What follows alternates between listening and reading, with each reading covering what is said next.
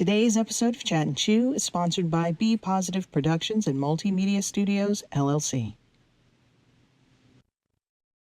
I like to think of imagination as something akin to a superpower. Used in the right context for good, it can help bolster our aspirations and propel us closer to our goals. We visualize the outcome of our accomplishments and work toward attaining said thing. However, when used to propagate untruths, reality can become distorted. We no longer know what's real and what's not. The more often we repeat something to ourselves, the more likely it is to become our truth, and the lines between perception and reality begin to blur.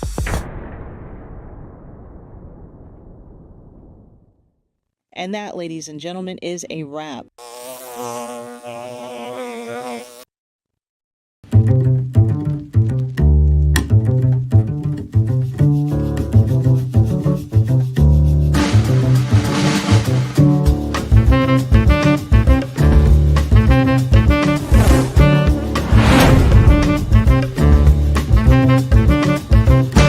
Please make sure you follow us on Facebook, like and subscribe to our YouTube channel, and of course, hit the bell to activate notifications that will remind you when we're on. Please be sure to leave us a comment to let us know how we're doing. We'd love to hear from you.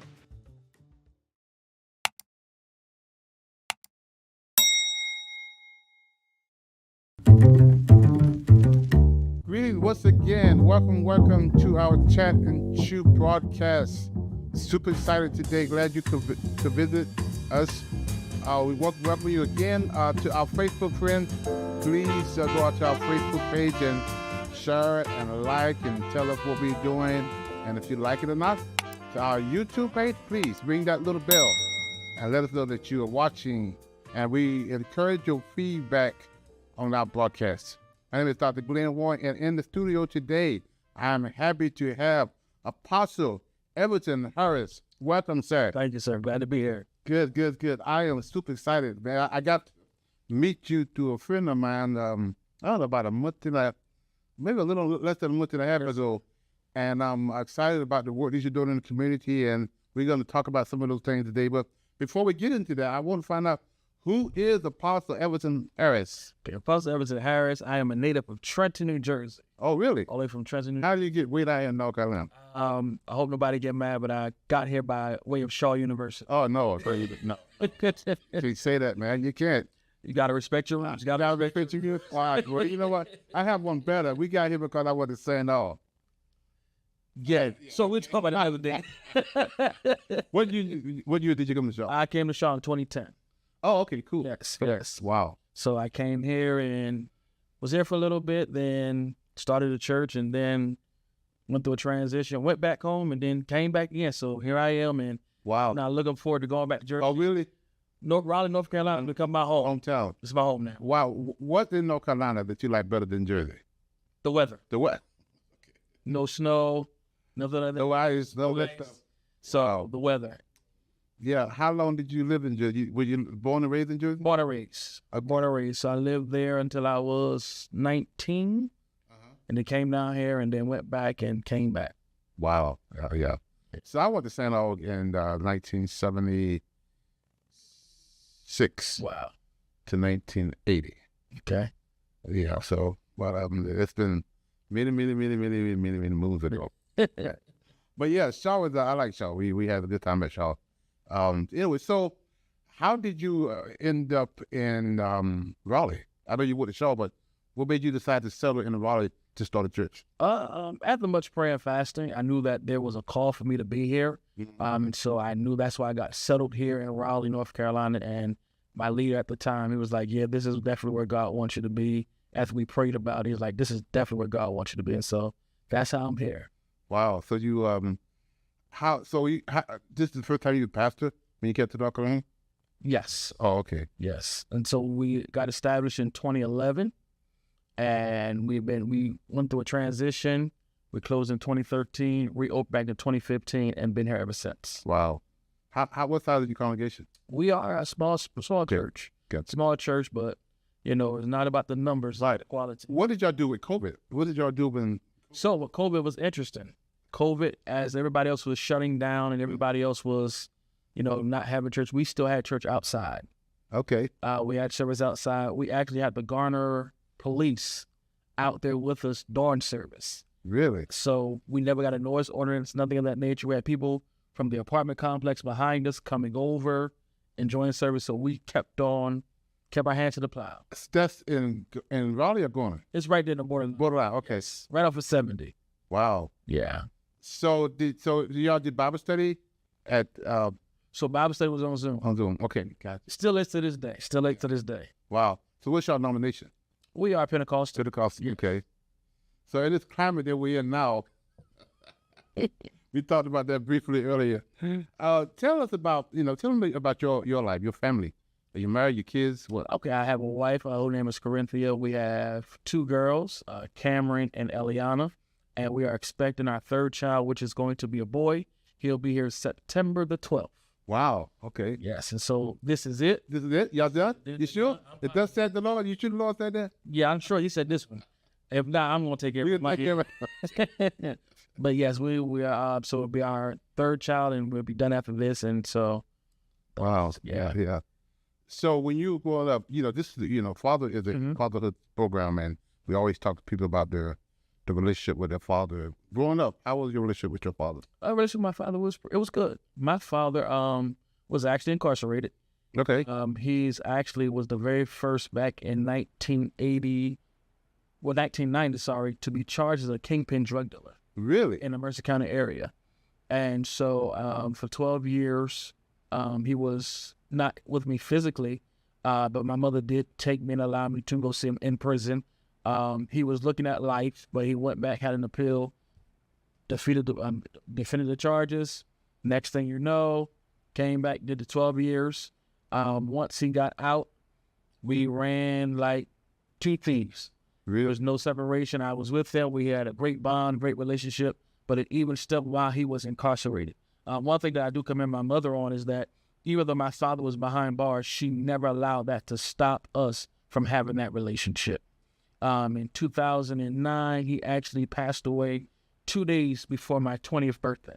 Really? Yeah. Wow. So we had a great relationship. Wow. So, one of the things that we do is we have a fatherhood component, called Dads at a Distance, where we go into the prisons, we go into the jail and teach our fatherhood class. And one of the things I want to teach the men, especially while they're incarcerated, that's why we call it Dads at a Distance. And our textbook actually is, people donate our textbook, I Am a Father Forever. And we have access to over 1,500 facilities. And they take our book and they assimilate it through different prisons. Those prisons then, some prisons facility have a library.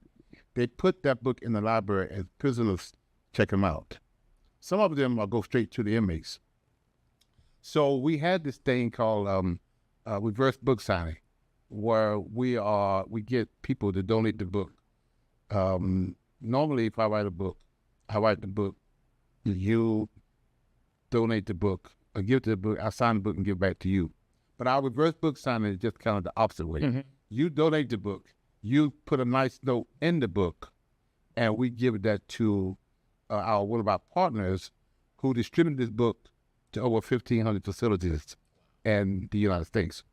About a month, probably several months ago now, we got a call from a prison in Texas, because when they give the books to the prisoners, they send Bibles, other Christian. I don't know exactly how they choose what book they choose, but they chose our book to assimilate. They don't pay for it, but they chose our book. So our book ended up in that box that went to that prison, and that prison, the chaplain opened up the book, the Bible, the box, and saw that book, our book, and called me right away and said, "Hey, can I get more of these books?" Wow. So we go to one of our partners, and they gave us some money, and we sent 25 books to him.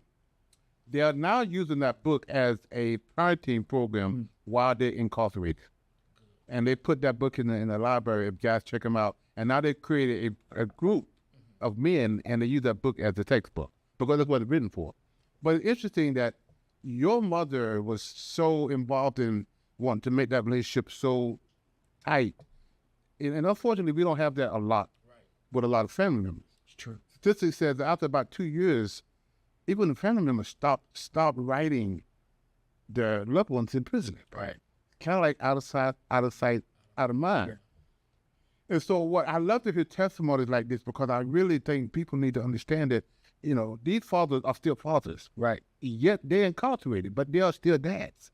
And how can we get that message to them to help them be the best that they could be while incarcerated? And when they get out, they can hit the ground running and kind of restore some of the relationship. How did you feel when you went to that prison every day and how often you went and saw your father? So we went at least 3 times out of the month. Wow. As a child, not have a full understanding, you're like, okay, what's going on here? Like, you think like daddy's way on vacation. Like, how old were you then? Let's say 4 or 5. Wow. So you think he's away on vacation. You think, oh, daddy's here, like, okay, I'm going to see daddy here on vacation. But then as I begin to grow and get a better understanding, I've come to understand he was incarcerated for what he did. And so that's how I first started. I'm like, okay, well, we're going to see him. So I just got happy to go see him, not knowing at the time, 3, 4, 5, this is what's taking place. But it took a lot. And just to deal with it, I actually thank God that my mom still allowed me to go, because what that also taught me, it taught me a lesson. It taught me a lesson that, in life you can make choices, and choices going to lead you 1 or 2 places.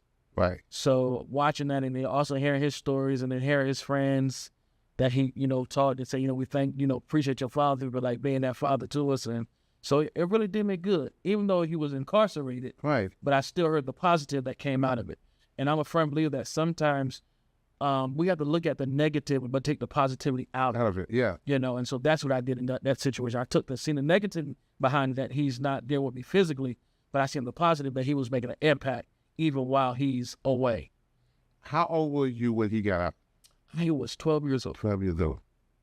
And I'll never forget it. He got out.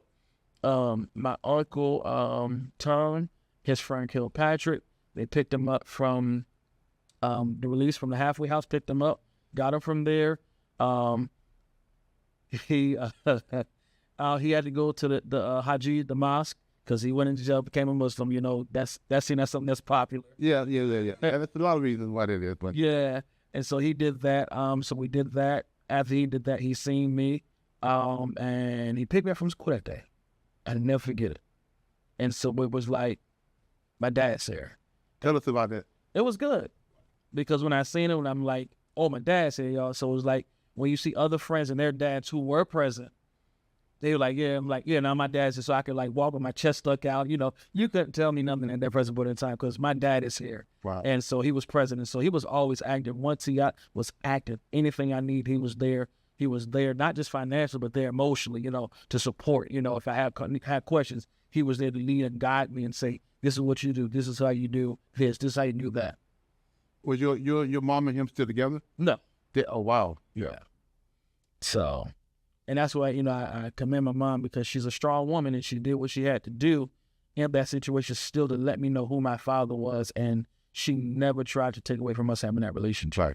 So the whole 12 years where he was in prison, your mom and him, I know they weren't together physically, but they're going their separate ways. They're going their separate ways. Wow. Yeah. So the only thing she would do going there was to take you to see your father. Yes. That's powerful. And then sometimes when she couldn't do it, she'd have my uncle take me. He would take me. It's powerful. That's a testament to your mom. Is she still alive? She's still alive. Man, you tell her that was wonderful. Yeah, she's still alive. I was just with her last week. So yeah, this a lot of we don't hear this testimony often. Again, because they're incarcerated, and we tell the guys when you get out, or while you in there, not when you get out, thank those who taking care of your kids while you was unable. We're not talking about how you got there. But now that you're there, what are you gonna do for the life with your kids? And one of the things is thank the people who taking care of your kids while you can't. There's a statistic that says 600 and I think it's on our website, 627,000 incarcerated fathers have kids under 18, compared to 50,000 moms. Wow. So you're talking about 627,000 fathers have incarcerated who have kids under 18 compared to 50,000. Wow. So you see that disparity as that, but you're talking about over 500,000 fathers compared to 50,000 moms. Yeah. So how do we encourage these fathers? How do we get the message to these fathers that you are still wanted, you're still needed, even though you're incarcerated? And a lot of times when fathers come back to the community and they connect with their families, that is the thing that keep them from reoffending. Mm-hmm. That's the glue. That's like, you know what, I'm not going to go back there, not because I like this crime so much, I think I'm going to get away with it. My relationship to my kids now is so important for me to kind of risk going back to prison by hanging out with the wrong people and hanging out with the wrong thing. And that's amazing. So I know you see a lot of this at being a pastor. Yes. What are some of the things that you run into when you see the single moms that's struggling, that are trying to raise their kids without the absence of fathers? What are some of the things y'all do? So some things I do, I always talk to the mother to let them know, no matter where you and the father stand, that is still those kids' father. Right. Do not degrade, do not tear them down, do not talk bad about them in front of the child. That is still that child's father. So some way, somehow, figure out that even though y'all relationship didn't work out, make sure that that child and that father relationship works out. Now, you have some instances where some fathers just don't want nothing to do with it. Right. And I tell them, like, if that's the case, we don't fight it. I'm here, but you still talk bad about that father. Right. We're going to work this out and navigate through it. But then you have other cases where you have mothers who are mad at the fathers, and I'm like, no, right, your person, whatever you got personal going on, right, let that go. Let that child have that relationship. Don't round them. Right. Because if you do that, then years going to go down. That child is going to build a wall up against you. Right. For what you hindered. Right. So those are some things that I do and how we definitely try to navigate through it. Yeah. One of the stories that we talk about is the fly on the wall syndrome, where we kind of create this thing. Everybody know what a fly on the wall is. I wish I was in the room to hear that conversation of the boss fuss him out. I wish I was a fly on the wall. And so the whole thing is you want to be invited to a situation, to a place that you should be invited to. Right. It's none of your business, but you want to be in there and you want to be unseen. Mm-hmm. So the fly on the wall is when one parent talk about the other parent negatively, about the other parent, that kid become the fly on the wall because he listened to conversation that he shouldn't be listening to because you invite him to a place that he shouldn't be in. And that's that place where you are talking about his father, or the father are talking about the mom. So now this kid is on the way to school or whatever, and he's listening to mom talk bad about his dad. And the other thing is go deeper because the kid knows also who mom is talking about. She's talking to her grandmother, my grandmother, the kid's grandmother. So she's talking to her brother about what a jack her ex-husband is, right? And this kid is sitting there listening. So not only is my mama talking about my dad, but my grandmother, right, is talking about my dad, but my Aunt Sue, my whoever. The same thing with the fathers. You on your phone, you talking to your boy, and she's a gold digger, and she's this and she's that, and the little kid is sitting in the back, just listening to everything. And not only you talking about bad dad, but my Uncle Mike, my goddad, is talking about bad about my dad. And that kid now was kind of, then you tell the kid now to get out of the car, go have a good day. After all that conversation, and you do that day after day after day after day after day, and we wonder why our kids struggle sometimes. It's because we put them on a situation that they don't need to be. Right, correct. And so one of the things, I was talking to one of the ladies in our group, and she said, me and my husband signed a agreement. We had a gag order. We all know what a gag order is. We've been hearing about a gag order a long time. I will get into that one. But we know what a gag order is, that you're going to settle on whatever it is you settled in. Right. But you can't talk about it. She said, my husband and I, my ex-husband and I, signed a gag order. That means I can never say nothing about you in front of my child, and you can never say nothing about me in front of my child. If you do, and I find out about it, I could sue you, because that's the order we put in place. I said, did you talk bad? She said, I talk bad about him all the time. I cuss him out every day, but not in front of my child. She already know that order. She already know that order. Right. So what if every couple, you're divorced, you come and sign that agreement that I'm never going to talk bad about. You know, he may be the guy that he is. I don't like him, you don't like me. We get that. But I'm never going to talk bad about him in front of my child. Mm-hmm. What would that do to our kids? That would do a lot. It would stop bad seeds from being planted. Yes. Not only stop bad seeds from being planted, it would stop these kids from now becoming something that they heard so much about. Exactly. Yeah. So I think that's good, but it shows the level of maturity. Yes. And a lot of couples, when they're going through splits and breakups, and you start to see the immaturity that, like, no, somebody has to be mature here. Right. You know, to walk away and say, no, we're not going to do this. We're not going to do that. You know, right. And then it's not about us, it's about our child. Our child, yeah. That's the key component. Right. But I think people shouldn't do a gag order. And that would, you know, I mean, you have to, I mean, you deal with, I mean, there's so many people divorced in the church as it is in the world. We all know that. I mean, I was a Christian, I got divorced. So divorce is very prevalent in the church, as well as it is, I don't know, statistics down about 55 or 6% of people who get, maybe higher than that, the people who get married now end up divorced. So we know divorce is a major part. Anyway, that's another whole story. but it is. So right. How do we deal with that when that is? Now, I grew up in the country. I know you grew up in Jersey, but did y'all have switches in Jersey? Well, yeah, switches. You had switches in Jersey? Oh, yeah. Yeah. I got beat by a lot. A lot of switches.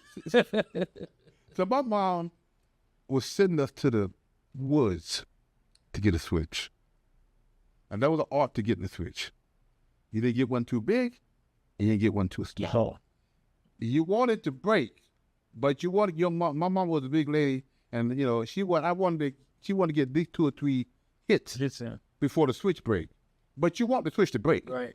You don't want that switch to last. So you get one not too small, and then my mom would hit me 2 or 3 times, and then the switch break. Now she's satisfied because she bought some pain. I'm satisfied because I minimized the pain.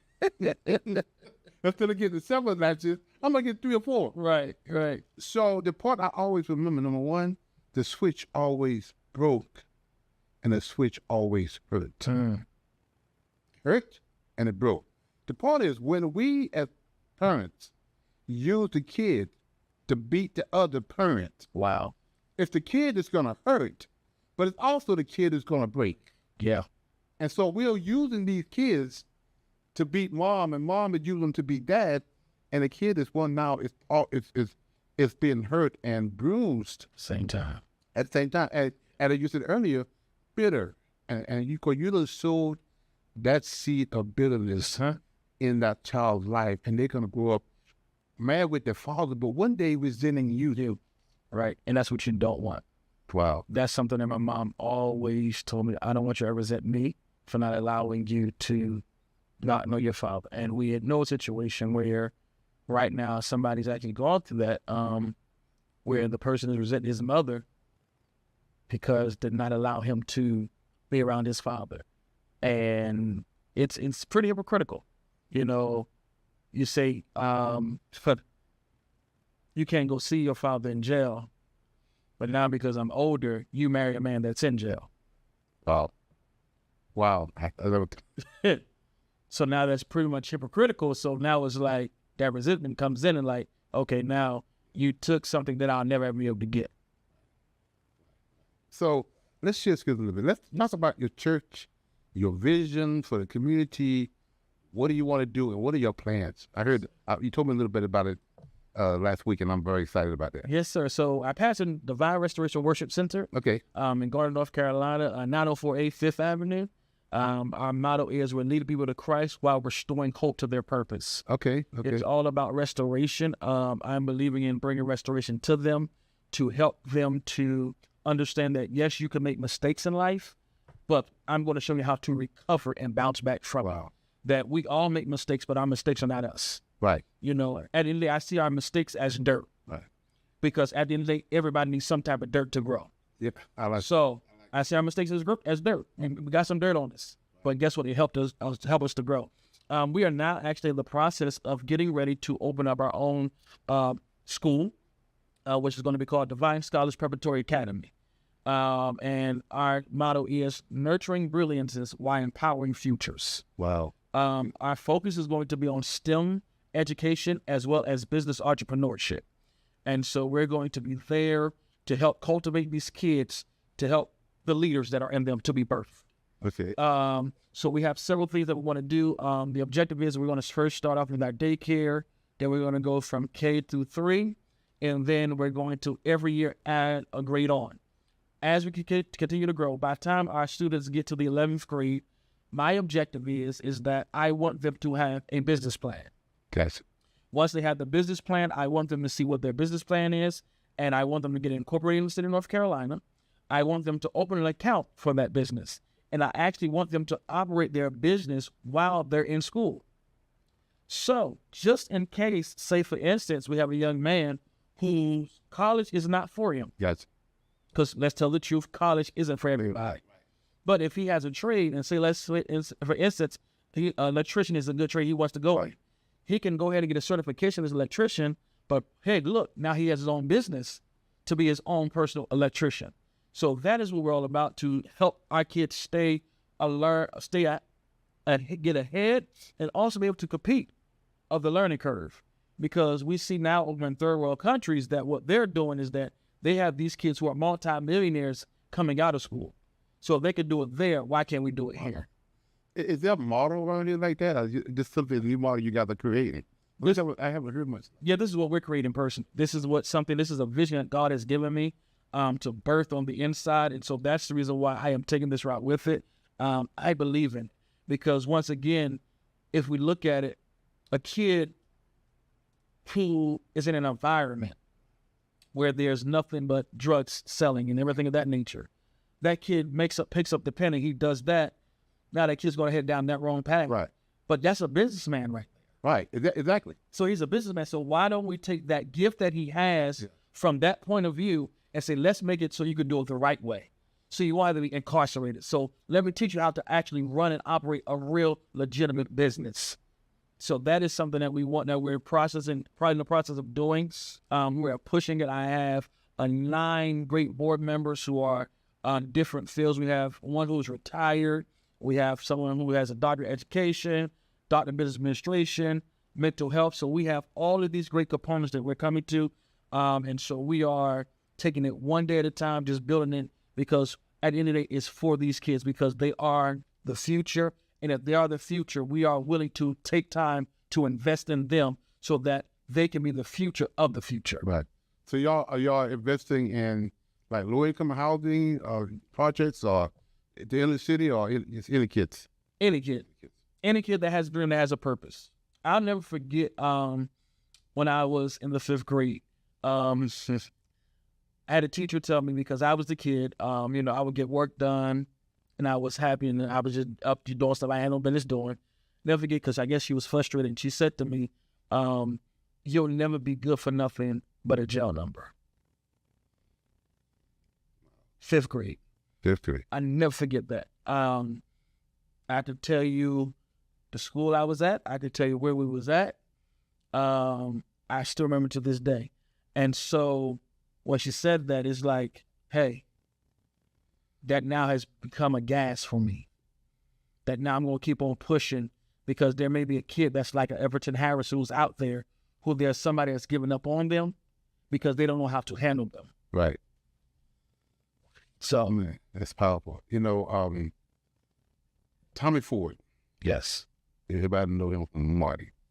Tell the story. I was a friend of mine's church, Pastor Bishop Spencer, and he had Tommy Ford in for back to school thing, and we was talking to him, and he was, sharing his stories and stuff, and everybody talking to him about having a job. Tommy ain't got no job, and he was making jokes, and he was cracking up. But he tells the story about almost identical what you. He said his mama sent him to the store to get some groceries. She gave him everything he needed, the list. He gave him a quarter afterwards to buy him some candy. He goes in the store, and a woman sits by the door, and she said, "You are blah, blah, blah, son. Your daddy ain't nothing, and you ain't gonna be nothing.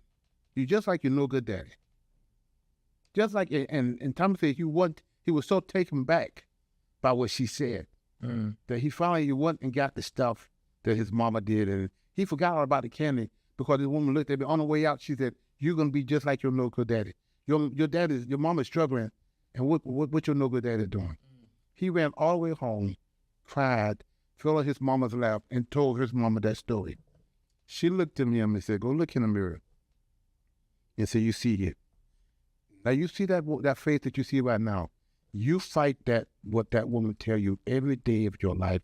When you look in the mirror, you tell yourself you are not that." And he said he did it, and he changed his life. He said, "I never did drugs. I never did alcohol. I've never been to jail." He said, that woman probably don't know, I don't know who she is, but she probably know me. That same woman who told me I wasn't going to be anything, my mama told me I was. Wow. And that dirt that you talked about, the stuff that could have shook his life, his mama turned that around. And you see so many people with those testimonies. Yes. So somebody speaking to the life and say, you're like a no good daddy, or you are no good, that makes a big difference. Unless you have somebody like yourself. Yes, sir. A pastor Everton, that's going to get these kids and turn that negative story around. Yeah. Or get that kid that, we're going to eventually do a series on gifts and talents. I want to bring you back, and I want you to be a part of that conversation. We talk just like this. I'd be honored to. Yeah, we're going to talk about that whole thing because there are so many gifts and talents, and not only in our kids, but in us. Yeah. That's untapped. And we have got to figure out a way, platform, and where we can untap that stuff. Yeah, man, this is amazing. And I know my production team is looking at me because we're about 3 minutes past where we're supposed to be going. But I really, Pastor Apostle, thank you so much for sharing your story. I really, really commend you on the work that you're doing in the community. And again, tell the audience right here about your school and where the location is, and invite them to come and be a part of your... Yes, so once again, it's Divine. Well, I'm going to give the church information. Divine Restoration Worship Center is in Garner, North Carolina. And the address is 904A 5th Avenue. We have service every Sunday morning at 11 a.m. And then we have Zoom, Bible study on Zoom. And so I definitely give you all that information. But we're also looking, we're in negotiation for a building right now to open our school, which is called Divine Scholars Preparatory Academy. You can actually visit us at divinespa.org. Once again, that's divinespa.org, where you have more information, different things that we're working on. We are actually in the month of October. We'll have something called Scholar Success Saturday. And Scholar Success Saturday is where we will actually take about 6 hours out of a Saturday to help tutor our students, give them the extra help that they need. And so that's something we will be hearing about very soon. And so once again, you can go on divinespa.org to find more information, everything that you need to know about us. We are right there. Great. Yes, sir. Thank you so much. Thank you. I really, really want to encourage the audience to check you guys out. I want to be a part of that. Yes, sir. We'll find out how we can connect and do what we're going to do. And I'm really excited about the opportunity of what you laid out, what you're going to do with the gifts and talents. And that's so amazing. So I just commend you on the work you're doing in the community. Keep doing it. Yes, sir. Yes. And to our audience, we say thank you again for watching our broadcast. And until we meet again, we'll say so long. Here's 3 ways you can support our Dads at a Distance initiative. Give a copy to a family member, a friend. Please. Donate monthly, a book monthly, 5 books monthly, how many books you want to do monthly donation. Reverse book signing, your church, your business. You can make a donation go to our website at www.afatherforever.com and go to our PayPal at Fathers Forever. Our Cash App is $Fathers Forever.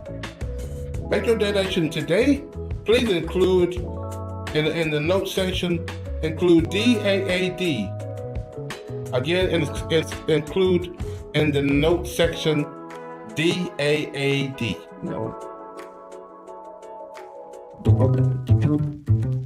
If you or someone you know would like to be a part of the show, please visit our website at www.afatherforever.com or call us at 919-779-9905. The Chat and Chew podcast streams Thursdays at 8 p.m. on YouTube and Facebook. To schedule a reverse book signing or to find out more information about how you can become a part of the programs you've heard us mention today, please be sure to stop by our website as well. Hello, everyone. This is Glen Warren, founder and executive director of Fathers Forever. I want to share an alarming reality with you. 627,000 fathers are incarcerated that have kids under 18. Now, there are 56,000 moms incarcerated who have kids under 18. The reality is there are so many more fathers incarcerated than moms. This is why I Am a Father Forever book exists. Now I need your help. I am inviting you to help us get this book into as many fathers incarcerated as possible. Here's how it works. For your donation of $22, we will provide a book to an incarcerated father. Thank you in advance for helping Fathers Forever heal fathers and save families.